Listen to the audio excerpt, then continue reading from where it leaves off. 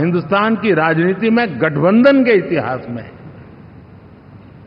Pre poll alliance इतना सफल कभी भी नहीं हुआ है जितना कि एनडीए हुआ।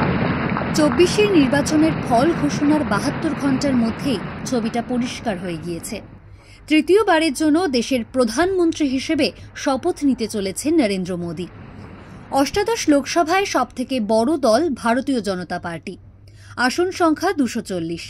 একক সংখ্যাগরিষ্ঠতা না পেলেও শরিকি সহায়তায় সরকার গড়তে চলেছে বিজেপি।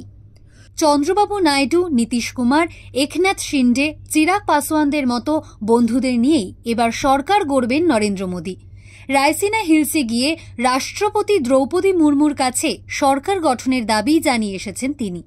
সব ঠিকঠাক থাকলে 9 জুন রবিবার শপথ নেওয়ার কথা নরেন্দ্র মোদীর।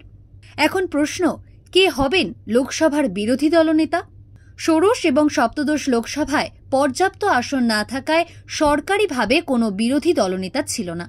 তবে সংসদে সেই ভূমিকায় কখনো দেখা গিয়েছে অধীর রঞ্জন চৌধুরীকে, আবার কখনো সেই ভূমিকা পালন করেছেন Mallikarjun খাড়গে।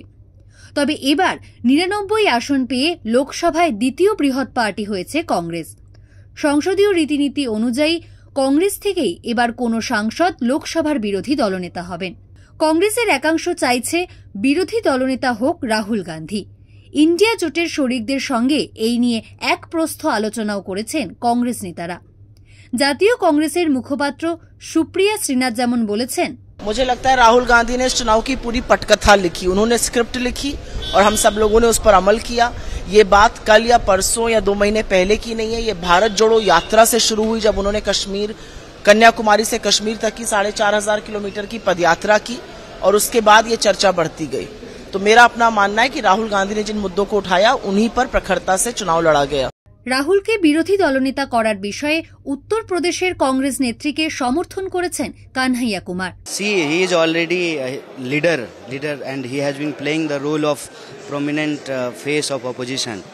He has walked from Kanyakumari to Kashmir and he has done Bharat Jodo Nyaya Yatra from Manipur to Mumbai. I think what is written on the paper, it doesn't matter. That in the democracy everything decided by the people, for the people, to the people.